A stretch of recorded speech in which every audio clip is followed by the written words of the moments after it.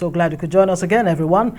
Nigeria's highest security body, the National Security Council, has dismissed any heightened sense of insecurity in the nation's capital, Abuja, by Western embassies as unnecessary and irresponsible, while urging all citizens and foreigners to remain calm.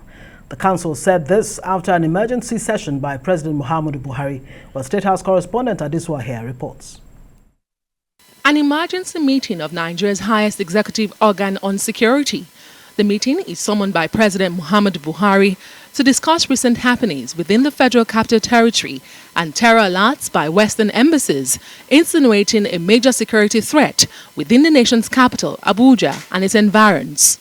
After deliberations, the National Security Advisor says Nigeria currently does not have any situation that warrants terror alerts as issued by foreign countries to their citizens in Abuja.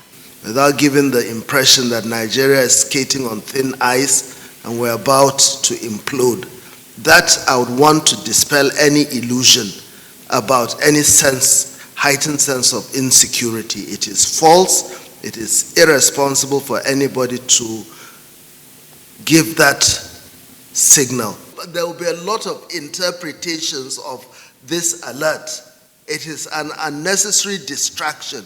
As far as we are concerned, the safety, the security of Nigerians is paramount, and as far as we know, there's nothing untoward so far. Nigerians should be allowed to go about their legitimate undertakings without being put in a tight spot. The country is safe, Abuja is safe. Despite not being substantiated, the authorities don't seem to be treating the terror alerts with levity.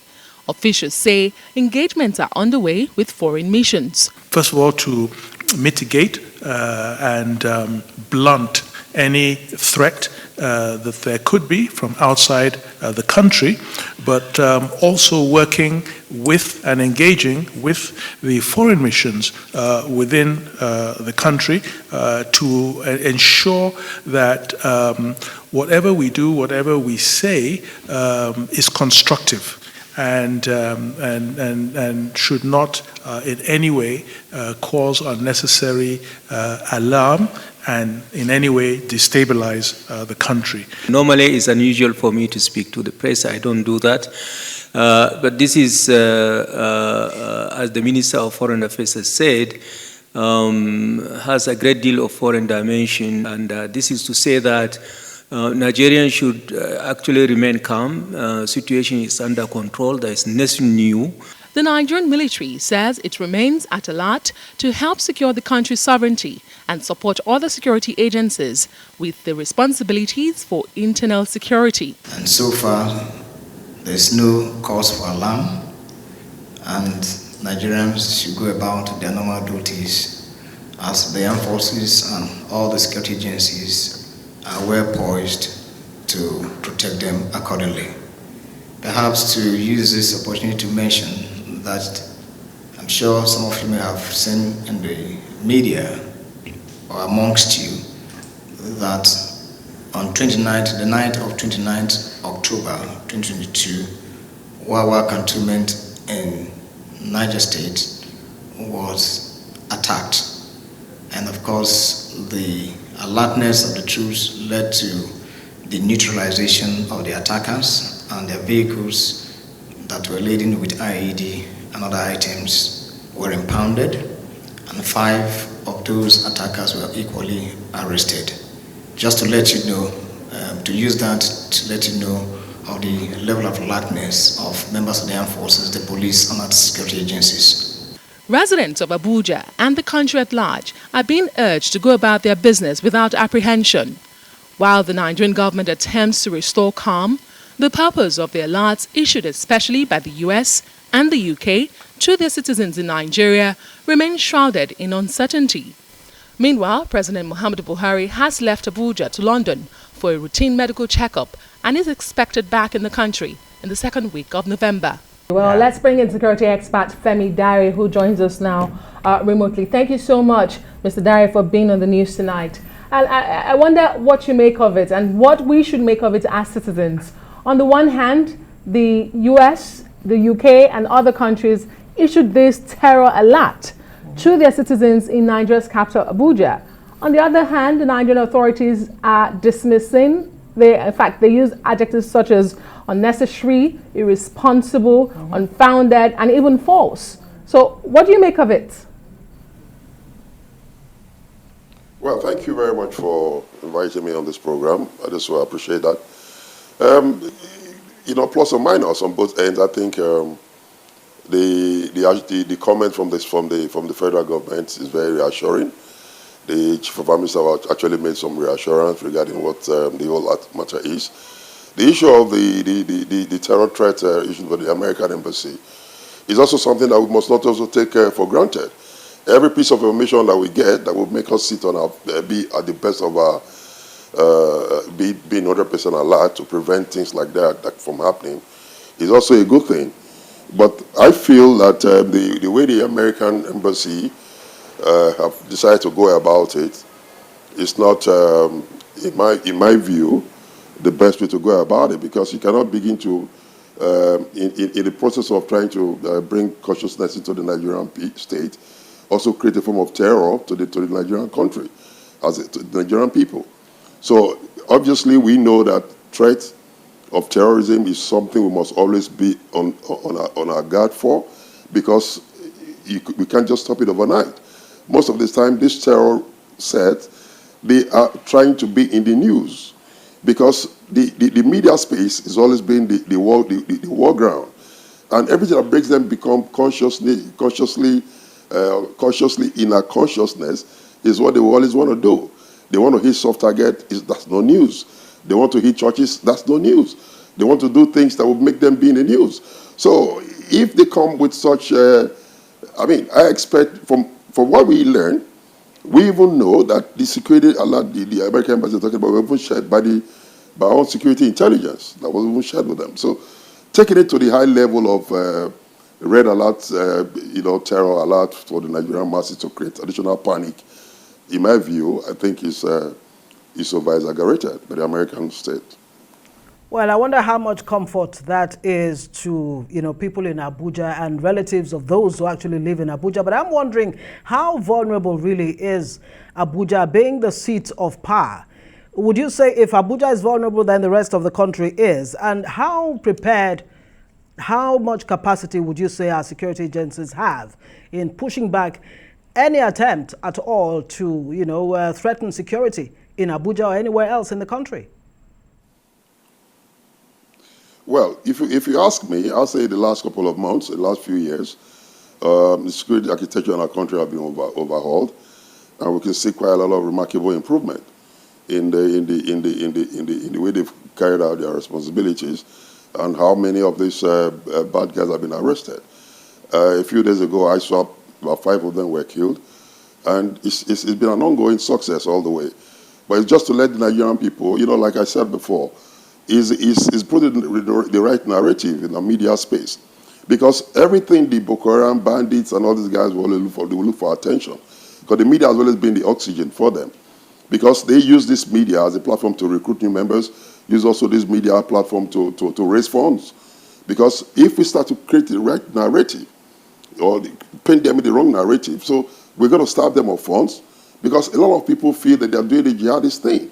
And they try to make this thing look like a religious war, but it's not a religious war. It's actually a supremacy war, And to buy the Nigerian people in is a task I feel the media also has to play a very vital role. Let's talk more about their failures than more about their failures than talk more about what they think they are achieving as a success.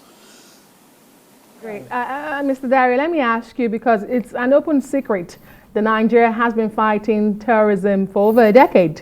And we've also seen several travel advisories from the US and the likes that have never materialized. One, how is this travel alert different from the travel advisories we've seen in the past? And two, what do you think, why do you think there will be a potential thorough threat to Nigeria at this time for a country that has been fighting terrorism for over a decade? And like you have said, the situation has improved in recent times. Why do you think there would be a thorough threat now? To be honest with you, long before now, we've actually been fighting terrorism with lip services. But I know in the last couple of years, like I always say, security is not what you buy off the shelf.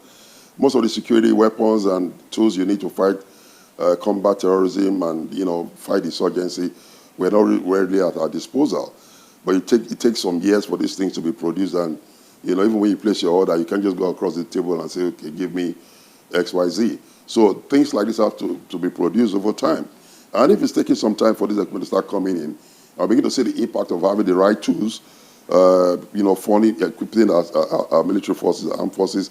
There's some kind of, coordination and cooperation within all the intelligence unit, the armed forces, the police, the DSS, that we can see we begin to make some very remarkable progress, compared to what it was 2-3 years ago.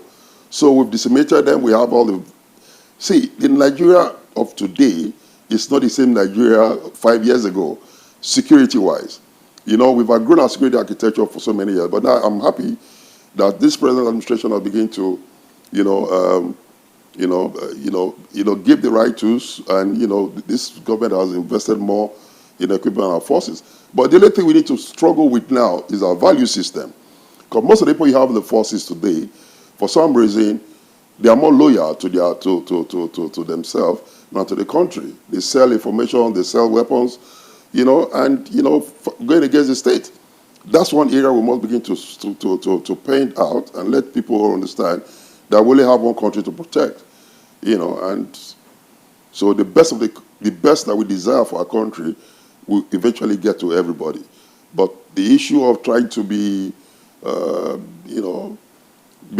selling your conscience for your own personal greed against the state is something we must try to all fight against.